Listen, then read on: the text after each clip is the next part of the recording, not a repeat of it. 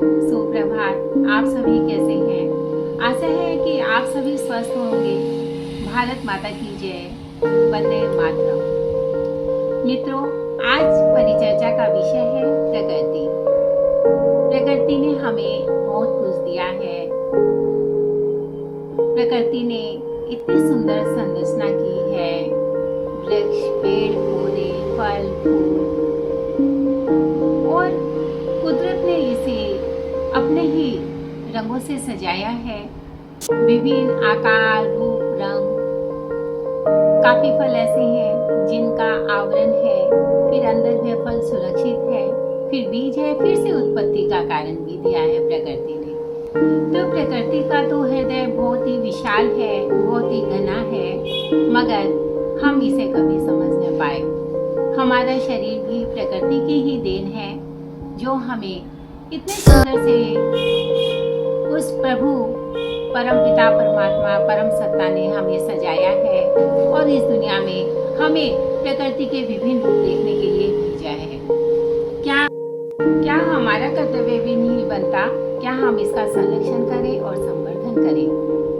यदि हमारे अंदर उजाला हुआ तो क्या वहाँ अंधकार ठहर सकता है? नहीं। इसी प्रकार कटा फटा बीज भी क्या अच्छा पौधा या वृक्ष बन सकता है? नहीं। इसका उत्तर होगा नहीं, क्योंकि हमें अपने अंदर के अंधकार को हटाने के लिए वहाँ पर प्रकाश लाना होगा।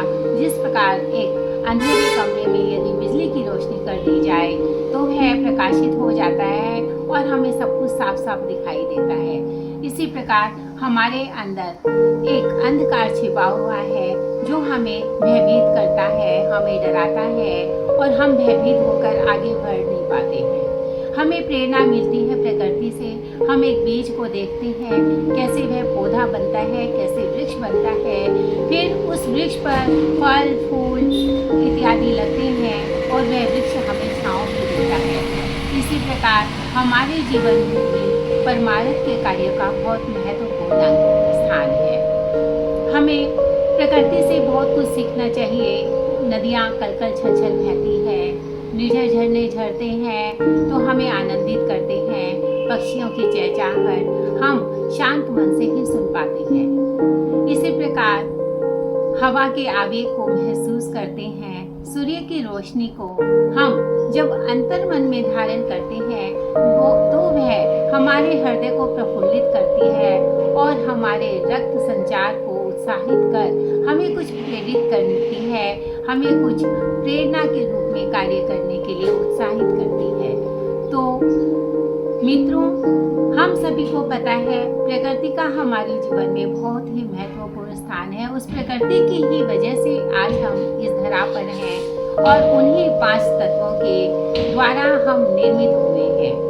क्या उन 5 तत्वों का संरक्षण हमें नहीं करना चाहिए, जिन्होंने हमें संरक्षित किया, जिन्होंने हमें यह जीवन दिया?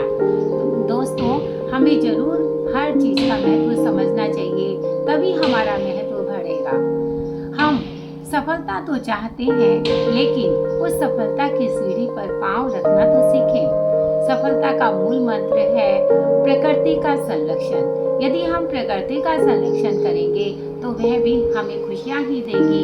आज एक पौधे पर जब फूल आता है तो हम उसको देखकर उत्साहित हो जाते हैं। जब नई कोपलें आती हैं तो हम उसे देखकर उत्साहित हो जाते हैं। ऐसे प्रकृति भी हमारे सद्व्यवहार को देखकर, सत्कार्य को देखकर उत्साहित होती है और हमें आशीर्वाद देती है कि नित नए कार्य करने के लिए हम संकल्पित रहें और हमारे जीवन को एक सुखमय वातावरण देने के लिए हम सुखमय वातावरण को बनाएं।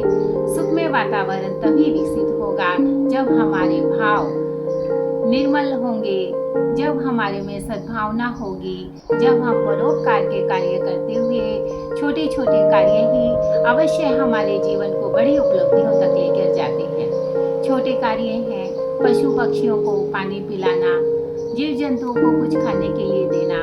वह तो स्वयं उत्पादन नहीं कर सकते, मगर हम तो अपना जीवन का कुछ समय सेवा कार्यों में जरूर लगा सकते हैं। तो मित्रों, हमें अपने जीवन को सार्थक बनाना है। हमारे जीवन को परिपूर्ण परिभाषा देने के लिए हमें हमेशा सभी का सम्मान करना है, इस जीवन का सम्मान करना है और सभी को संरक्षित करते हुए, अच्छा व्यवहार बनाते हुए हम सभी को यदि प्रेम देते हैं तो प्रकृति भी हमें बदले में प्रेम देती है और बहुत कुछ देती है। आओ इस प्रकृति का महत्व समझें और हम सभी का सम्मान करें। मित्रों, आज की परिचर्चा आप सभी को बहुत पसंद आई होगी और मेरा YouTube चैनल है नीतू गर्ग कुछ एहसास अपनों के साथ। तो आज हमने आप सभी के साथ बहुत सारी बातें की और ज्ञानवर्धक बातों के साथ हम इसी तरह उपस्थित होते रहेंगे। मित्रों, हम सभी को पता है जीवन बहुत महत्वपूर्ण है। यदि हम इस जीवन का लक्ष्य निर्धारित करेंगे तो हमारे जीवन भी सुगम होकर हमें प्रफुल्लित ही करेगा। और ऐसी आशा है कि आपकी उत्साहवर्धक टिप्पणियाँ मुझे YouTube कमेंट बॉक्स में मिलेगी, जिससे मैं आपके समक्ष फिर उपस्थित होंगी। धन्यवाद। भारत माता की जय। वंदे मातरम।